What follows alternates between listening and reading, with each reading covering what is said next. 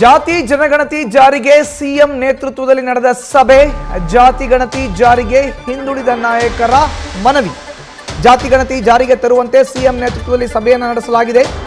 ಸಭೆಯಲ್ಲಿ ಜಾತಿ ಗಣತಿಯನ್ನ ಜಾರಿಗೆ ತರುವಂತೆ ಹಿಂದುಳಿದ ವರ್ಗಗಳ ನಾಯಕರು ಮನವಿಯನ್ನ ಮಾಡಿದ್ದಾರೆ. ಸಭೆಯಲ್ಲಿ ಅದಾದ್ಮೇಲೆ ಅವರು ವರದಿನ ನಾನು ಸ್ವೀಕಾರ ಮಾಡಿದ್ದೀವಿ. ಸ್ವೀಕಾರ ಮಾಡಿದ ಮೇಲೆ ಅದನ್ನು ಜಾರಿ ಮಾಡಬೇಕು ಅಂತಕ್ಕಂಥದ್ದು ಬಹಳ ಜನರ ಒತ್ತಾಯ, ಹಿಂದುಳಿದ ಜಾತಿಯವ್ರದ್ದು ಬೇರೆಯವ್ರದ್ದು ಕೂಡ ಒತ್ತಾಯ ಇದೆ. ಈಗ ಇವತ್ತು ಎಲ್ಲ ಹಿಂದುಳಿದ ಜಾತಿಗಳ MLAಗಳೆಲ್ಲ ಬಂದು ಭೇಟಿ ಮಾಡಿ ಅದನ್ನು ಜಾರಿ ಮಾಡಬೇಕು ಅಂತೇಳಿ ಒತ್ತಾಯ ಮಾಡಿದ್ದಾರೆ. ನಾನು ಒಂದು ವಾರದ ಹಿಂದೆ ಮೈಸೂರಿನಲ್ಲಿ ಬ್ಯಾಕ್ವರ್ಡ್ ಕ್ಲಾಸ್ ಹಾಸ್ಟೆಲ್ಗಳಲ್ಲಿ ಓದಿದಂಥ ಹಳೆಯ ವಿದ್ಯಾರ್ಥಿಗಳ ಒಂದು ಸಮಾವೇಶ ನಡೆಯಿತು. ಆ ಸಮಾವೇಶದಲ್ಲಿ ಹೇಳಿದ್ದೆ, ನಾನು ಈ ಜಾತಿ ಸಮೀಕ್ಷೆ ಮತ್ತು ಸಾಮಾಜಿಕ ಆರ್ಥಿಕ ಸಮೀಕ್ಷೆ ಇದನ್ನು ಸ್ವೀಕಾರ ಮಾಡಿದ್ದೀನಿ. ಅದನ್ನು ಕ್ಯಾಬಿನೆಟ್ ಮುಂದೆ ಇಟ್ಟು ಕ್ಯಾಬಿನೆಟ್ನಲ್ಲಿ ಚರ್ಚೆ ಮಾಡಿ ಆಮೇಲೆ ತೀರ್ಮಾನ ಮಾಡ್ತೀವಿ ಅಂತ ಹೇಳಿದ್ದೆ. ಸೊ ಅದಾದಮೇಲೆ ಅನೇಕ ಜನ ಇನ್ಕ್ಲೂಡಿಂಗ್ ಹರಿಪ್ರಸಾದ್ ಕೂಡ ಮಾತಾಡಿದ್ದಾರೆ, ಬೇರೆ ಶಾಸಕರು ಮಾತಾಡಿದ್ದಾರೆ, ಬೇರೆ ಜನರು ಕೂಡ ಮಾತಾಡಿದ್ದಾರೆ. ಸೊ ಅದಾದಮೇಲೆ ಇವತ್ತು ಎಲ್ಲ MLAಗಳು ಬಂದು ಭೇಟಿ ಮಾಡಿ ನಾನು ಅವ್ರಿಗೆ ಹೇಳಿದ್ದೀನಿ, ಕ್ಯಾಬಿನೆಟ್ ಮುಂದೆ ಇಡ್ತೀವಪ್ಪ, ಸ್ವೀಕಾರ ಮಾಡಿದ್ದೀನಿ. ಕ್ಯಾಬಿನೆಟ್ ಮುಂದೆ ಇಟ್ಟು ಕ್ಯಾಬಿನೆಟ್ನಲ್ಲಿ ಚರ್ಚೆ ಮೋಸ್ಟ್ ಲೈಕ್ಲಿ 18ನೇ ತಾರೀಕು ಕ್ಯಾಬಿನೆಟ್ ಮುಂದೆ ಇಡ್ತಾರೆ. 10ನೇ ತಾರೀಕಿಲ್ಲ, 10ನೇ ತಾರೀಕಿಲ್ಲ, 17ನೇ ತಾರೀಕು ವಾಲ್ಮೀಕಿ ಜಯಂತಿ ಇರೋದ್ರಿಂದ ರಜಾ, ಅದರಿಂದ 18ನೇ ತಾರೀಕು ಮಾಡ್ತಾರೆ. ಕ್ಯಾಬಿನೆಟ್, ನೀನು ಕ್ಯಾಬಿನೆಟಾ? ಕ್ಯಾಬಿನೆಟ್ನಲ್ಲಿ ಚರ್ಚೆ ಮಾಡ್ತೀವಿ. ಚರ್ಚೆ ಮಾಡಿ ಕ್ಯಾಬಿನೆಟ್ ಏನ್ ತೀರ್ಮಾನ ಮಾಡ್ತದೆ ಅದರಂತೆ ನಡ್ಕೋತೀವಿ. ಡಿ.ಕೆ. ಸುರೇಶ್ ವಿರೋಧ ಮಾಡಿದ್ದಾರೆ ಸರ್.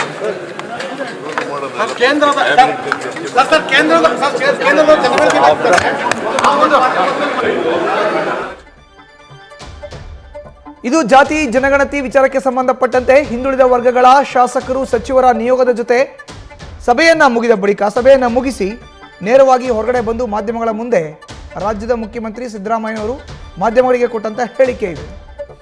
ಕ್ಯಾಬಿನೆಟ್ ಮುಂದೆ ಇಡ್ತೀವಿ, ಜಾತಿ ಜನಗಣತಿ ವರದಿಯನ್ನ ಸರ್ಕಾರ ತೆಗೆದುಕೊಳ್ಬೇಕು ಅಂತ ಒಂದು ಪ್ರಸ್ತಾಪ ಇತ್ತು, ನಾವು ತೆಗೆದುಕೊಂಡಿದ್ದೀವಿ ಅನ್ನೋ ಒಂದು ಮಾತನ್ನ ಕೂಡ ಹೇಳಿದ್ರು. ಹೆಚ್ಚಿನ ಮಾಹಿತಿ ನೀಡ್ತಾರೆ ನಮ್ಮ ಪ್ರತಿನಿಧಿ ಹರೀಶ್, ನೇರ ಸಂಪರ್ಕಕ್ಕೆ ಜಾಯ್ನ್ ಆಗಿದ್ದಾರೆ. ಹರೀಶ್, ಹಿಂದುಳಿದ ವರ್ಗಗಳ ನಾಯಕರು, ಸಚಿವರುಗಳು, ಶಾಸಕರುಗಳ ಜೊತೆ ಸಭೆ ಬಳಿಕ ಸಿಎಂ ಮಾಧ್ಯಮಗಳ ಮುಂದೆ ಬಂದು ಕೊಟ್ಟಿರುವಂತಹ ಹೇಳಿಕೆಯನ್ನು ಗಮನಿಸಿದೀವಿ. ಒಟ್ಟಾರೆ ಇವತ್ತು ಜಾತಿ ಗಣತಿಯ ಹಿಂದುಳಿದ ವರ್ಗಗಳ ನಾಯಕರ ಭೇಟಿಯ ಸಭೆಯಲ್ಲಿ ಆದಂತಹ ಇನ್ಸೈಡ್ ಮಾಹಿತಿಯನ್ನು ನೀಡೋದಾದ್ರೆ ಹರೀಶ್. ಮಧುಸೂದನ್, ಬಹಳ ಮುಖ್ಯವಾಗಿರುವಂತದ್ದು ಜಾತಿ ಜನಗಣತಿ ವಿಚಾರವಾಗಿ ಆಡಳಿತ ಪಕ್ಷದಲ್ಲಿ ಕೂಡ ಪರ ವಿರೋಧ ಚರ್ಚೆ ವ್ಯಕ್ತ ಆಗ್ತಿರುವಂತ ಬೆನ್ನಲ್ಲೇ ಇವತ್ತು ಸಿಎಂ ಸಿದ್ದರಾಮಯ್ಯ ಅವರು ಕೂಡ ಹಿಂದುಳಿದ ವರ್ಗಗಳ ನಾಯಕರ ಜೊತೆ ಸಭೆಯನ್ನ ನಡೆಸಿದ್ರು. ಮುಖ್ಯವಾಗಿ ಪಕ್ಷಾತೀತವಾಗಿ ಕೆಲವರೆಲ್ಲರೂ ಕೂಡ ಹಿಂದುಳಿದ ವರ್ಗ ನಾಯಕರು ಸಿಎಂ ಅವ್ರನ್ನ ಒತ್ತಾಯ ಮಾಡಿದ್ದಾರೆ. ಜಾತಿ ಜನಗಣತಿಯನ್ನ ನೀವು ಜಾರಿಗೊಳಿಸಲೇಬೇಕು ಅನ್ನುವಂತಹ ಬಿಗಿಪಟ್ಟ ನೀಡಿದ್ದಾರೆ. ಇದಕ್ಕೆ ಸಂಬಂಧಪಟ್ಟಂಗೆ ಸಿಎಂ ಸಿದ್ದರಾಮಯ್ಯ ಅವರು ಹಿಂದುಳಿದ ವರ್ಗದ ನಾಯಕರಿಗೆ ಒಂದು ಸ್ಪಷ್ಟ ಭರವಸೆಯನ್ನು ಕೊಟ್ಟಿದ್ದಾರೆ. ಸೊ ಅಕ್ಟೋಬರ್ 18ನೇ ತಾರೀಕು ನಡೆಯುವಂತಹ ಸಚಿವ ಸಂಪುಟ ಸಭೆಯಲ್ಲಿ ಅದನ್ನ ಚರ್ಚೆಗೆ ಎತ್ಕೊಳ್ತೀವಿ. ಆ ಚರ್ಚೆಗೆ ಎತ್ಕೊಂಡ ನಂತರ ಅದರದ್ದು ಏನಾಗುತ್ತೆ ಮುಂದಿನ ಹೆಜ್ಜೆ ಅನ್ನುವಂಥದ್ದು ಕೂಡ ನಾವು ತೀರ್ಮಾನ ಮಾಡ್ತೀವಿ. ಆದ್ರೆ ಸದ್ಯಕ್ಕಂತೂ ನಾವು ಅದನ್ನು ಸಂಪುಟ ಸಭೆಗೆ ಮುಂದಕ್ಕೆ ತರ್ತೇವೆ ಅನ್ನುವಂತ ಸ್ಪಷ್ಟವಾದಂತಹ ಒಂದು ಭರವಸೆಯನ್ನು ಕೊಟ್ಟಿದ್ದಾರೆ. ಸೊ ಅಧಿವೇಶನದ ವಿಚಾರಕ್ಕೆ ಸಂಬಂಧಪಟ್ಟಂಗೆ ಕೂಡ ಮುಂದಿನ ಚಳಿಗಾಲದ ಅಧಿವೇಶನಕ್ಕೆ ತರಬೇಕು ಅನ್ನುವಂಥ ವಿಚಾರದಲ್ಲಿ ಒಂದಷ್ಟು ಆಗ್ರಹಗಳು, ಒತ್ತಾಯಗಳು ಕೂಡ ಕೇಳಿ ಬರ್ತಾ ಇರುವಂತದ್ದು. ಅಂದ್ರೆ ಡಿಸೆಂಬರ್ ನಡೆಯುವಂತಹ ಬೆಳಗಾವಿಯಲ್ಲಿ ನಡೆಯುವಂತಹ ಅಧಿವೇಶನದಲ್ಲಿ ಇದನ್ನ ಅಲ್ಲಿ ಮಂಡಿಸಬೇಕು ಅನ್ನುವಂತ ನಿಟ್ಟಿನಲ್ಲಿ ಕೂಡ ಒಂದಷ್ಟು ಆಗ್ರಹಗಳು ವ್ಯಕ್ತ ಆಗ್ತಿವೆ. ಇದ್ರ ಬಗ್ಗೆ ಕೂಡ ಸಚಿವ ಸಂಪುಟ ಸಭೆಯಲ್ಲಿ ಚರ್ಚೆ ಮಾಡಿ ಸ್ಪಷ್ಟ ನಿರ್ಧಾರವನ್ನ ಕೈಗೊಳ್ತೀವಿ ಅನ್ನುವಂತ ಈಗಾಗಲೇ ಕೂಡ ಚರ್ಚೆ ಆಗಿರುವಂತದ್ದು.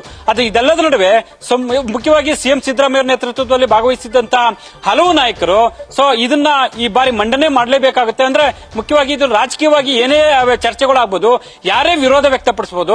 ಆದ್ರೆ ಇದು ಆಗಿರುವಂತಹ ಹಿನ್ನೆಲೆಯಲ್ಲಿ ವರದಿ ಈಗಾಗಲೇ ಸರ್ಕಾರಕ್ಕೆ ಸಲ್ಲಿಕೆ ಆಗಿದೆ. ಇದು ಇನ್ನು ಎಷ್ಟು ವರ್ಷಗಳ ಕಾಲ ಇಟ್ಕೊಂಡು ಕೂತ್ಕೊಳ್ಳಕ್ಕಾಗುತ್ತೆ. ಹಾಗಾಗಿ ಈಗಾಗಲೇ ಕಾಂಗ್ರೆಸ್ ಕೂಡ ಈ ನಿಟ್ಟಿನಲ್ಲಿ ಒಂದು ತೀರ್ಮಾನ ಆಗಿದೆ, ರಾಷ್ಟ್ರೀಯ ಮಟ್ಟದಲ್ಲಿ ಚರ್ಚೆ ತೀರ್ಮಾನ ಆಗಿದೆ. ಮತ್ತೆ ಒಂದು ರೀತಿಯ ಪ್ರಣಾಳಿಕೆಯಲ್ಲೂ ಕೂಡ ಒಂದು ಜಾತಿ ಜನಗಣತಿ ವಿಚಾರವಾಗಿ ಸ್ಪಷ್ಟ ನಿಲುವನ್ನು ಕಾಂಗ್ರೆಸ್ ತೆಗೆದುಕೊಂಡಿದೆ. ಈ ಹಿನ್ನೆಲೆಯಲ್ಲಿ ವರದಿ ಸಿದ್ಧಪಡಿಸಿರುವಂತಹ ಹಿನ್ನೆಲೆಯಲ್ಲಿ ಅದನ್ನ ಅಂಗೀಕರಿಸಿಕೊಳ್ಬೇಕು ಅನ್ನುವಂತ ನಿಟ್ಟಿನಲ್ಲಿ ಒತ್ತಾಯ ವ್ಯಕ್ತ ಆಗಿರುವಂತದ್ದು. ಈ ಹಿನ್ನೆಲೆಯಲ್ಲಿ ಸಿಎಂ ಸಿದ್ದರಾಮಯ್ಯರು ಮುಂದಿನ ಸಂಪುಟ ಸಭೆಯಲ್ಲಿ ಅಂದ್ರೆ ಅಕ್ಟೋಬರ್ 18ನೇ ತಾರೀಕು ನಡೆಯುವಂತಹ ಸಂಪುಟ ಸಭೆಯಲ್ಲಿ ಅದನ್ನ ಚರ್ಚೆ ಮಾಡಿ ತೀರ್ಮಾನ ಮಾಡ್ತೀವಿ ಅನ್ನುವಂತ ಸ್ಪಷ್ಟ ಭರವಸೆಯನ್ನು ಕೊಟ್ಟಿರುವಂತದ್ದು. ಮಧುಸೂದನ್, ಧನ್ಯವಾದ ಹರೀಶ್ ನಿಮ್ಮ ಮಾಹಿತಿಗೆ. ನ್ಯೂಸ್ ಫಸ್ಟ್ ನಿರ್ಭೀತಿಯಿಂದ ನಿಮ್ಮ ಪರವಾಗಿ.